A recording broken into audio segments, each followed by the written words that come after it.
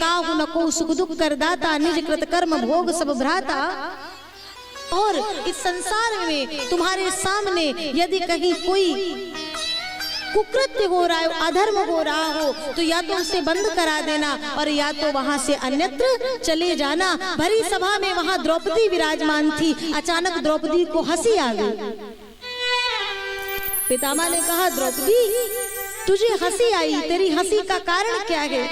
बोले नहीं नहीं पितामह, अचानक से निकल गई, कोई विशेष कारण नहीं है।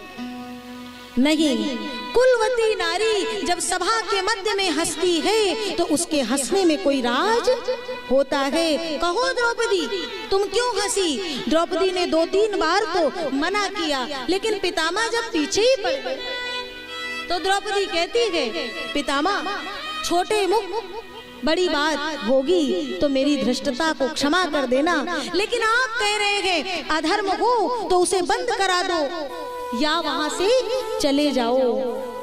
मैं पूछना चाहती हूँ, भरी सभा के बीच में दुष्ट दुशासन जब मेरे चीर को खींच रहा था, उस समय वो धर्म कर रहा था कि अधर्म कर रहा था? मैं पूछना चाहती हूँ, उस सभा के बीच में आप भी थे। जो सच में अंधे थे, नेत्रहीन थे, उनकी तो कोई बात नहीं, लेकिन वहां जितने नेत्र वाले बैठे थे सब अंधे हो चुके थे और कहीं ना कहीं उनमें गिनती आपकी भी है। तो उस समय वो दुशासन क्या धर्म कर रहा था जिसे आपने करने दिया, जिसे आप में रोकने की क्षमता नहीं हुई, सामर्थ्य नहीं हुआ? और उस समय मेरा भैया कृष्ण ना होता तो मेरी लाज बचाने वाला इस संपूर्ण जगत में दूसरा कोई नहीं था। कृष्ण ने ऐसी लीला की, ऐसा चीर बढ़ाया कि सब भ्रमित हो गए, चकित हो गए कि सारी बिच नारी है कि नारी बिच सारी है, सारी ही की नारी है कि नारी ही की सारी है।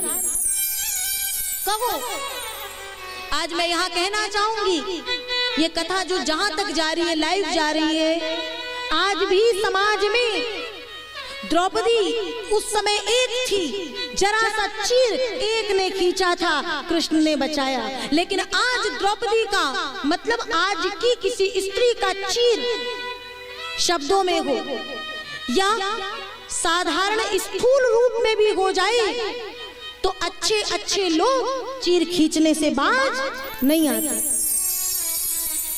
ऊंचे ऊंचे मंचों पर बैठ करके ऊंची ऊंची बातें कर देना और स्वयं में विद्वता की डींग हाँकना कोई विद्वता नहीं होती है। मैं कहना चाहूंगी, आजकल बहुत लोग और बहुत से भगवान के भक्त स्वयं को कहने वाले स्त्रियों की जहां बात आती है वहां तुरंत कटाक्ष करने के लिए आ जाते हैं। वो सुने, जिस स्त्री के गर्भ से जो नारी ना जाने कितने पुरुष उत्पन्न कर चुकी है और तुम उसे कहते हो। एक बात आती है, एक कोई बच्ची की भी बात आती है तो तुम उसके सम्मान को, उसके मान को गिराने में 2 पल का समय नहीं लगाते हो। ये बात केवल मैं इसलिए कह रही हूँ आज क्योंकि ये कथा जहां तक जा रही है और बड़े बड़े पोथी पढ़ जगमुआ पंडित भया ना कोई, बड़े बड़े पन्ने पलट करके और विद्वता की डींग हाँकने वाले लोग स्त्री और नारी और माँ आदि शक्ति भवानी पराम्बा जगदम्बा और जिस धरती पे तुम रहते हो उस धरती माँ की गोद जो तुमको स्वीकार करती है, कम से कम उस माँ का तो कर्ज अदा कर दो।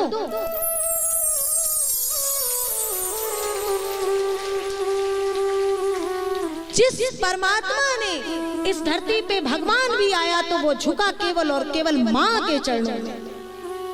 जितने अवतार हुए भगवान ने हर बार कहा कि माँ के ऋण से उऋण नहीं हो सकता हूँ। और उस स्त्री का बार बार ये कोई अपमान यदि करता है तो ध्यान रखना, कोई कितना भी बड़ा विद्वत हो जाए, कोई कितना भी बड़ा विद्वान हो जाए, जिस भूमि में, जिस स्थिति में, जिस स्थान में नारी का अपमान होगा वो स्थान कभी सजग और कभी संबल उत्पन्न होने वाला नहीं है।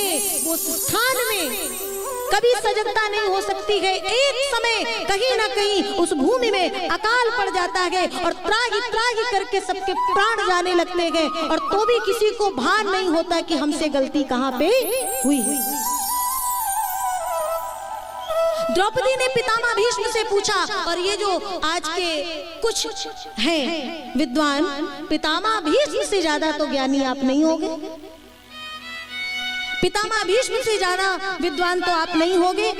और उस समय द्रौपदी एक स्त्री है जो बहुत बहुत कोमल और बहुत करुण वचनों को लेकर के पूछती है कि दादा पितामह, उस समय क्या वो धर्म था? उस समय पितामह ने क्या कहा, द्रौपदी बेटी, मैंने दुर्योधन के यहाँ का दूषित अन्न खाया था, और शायद उस दूषित अन्न को खाने से मेरी बुद्धि दूषित हो गई थी, भ्रष्ट हो गई थी, इसलिए मुझे धर्म और अधर्म उस समय शायद दिखते हुए भी नहीं दिख रहा था, और मुझ में बोलने की सामर्थ्य नहीं थी। मैं निवेदन कर दूं, भगवान के भक्त बन जाओ, थोड़ा भाव ले आओ।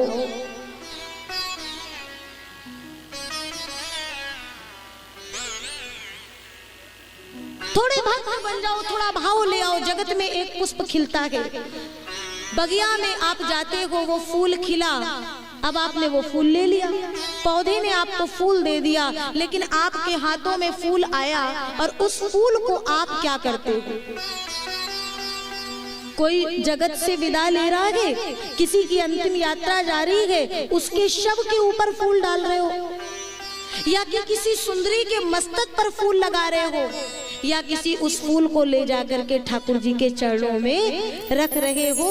ये निर्भर तो जिन हाथों में फूल है उन हाथों पे निर्भर करता है कि वो उस फूल का सदुपयोग करता है या कि दुरुपयोग करता है। तो वैसे ही जगत में, ये जगत को चलाने के लिए ये भांति भांति के पुतले बना दिए गए हैं, जगत की प्रक्रिया को चलाने के लिए। लेकिन इन पुतलों के बीच में जो केंद्र बिंदु है, एको ब्रह्म द्वितीयो नास्ति, वो केवल और केवल ब्रह्म परम पुरुष एक ही है, और वो है वो विराट नारायण परमात्मा।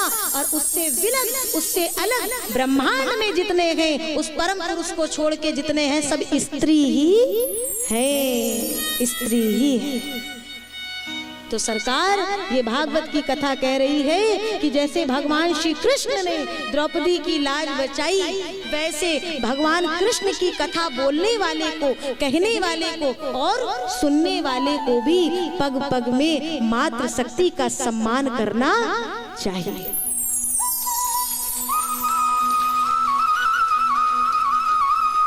पितामह ने कहा, द्रौपदी हो सके तो मुझे क्षमा कर देना।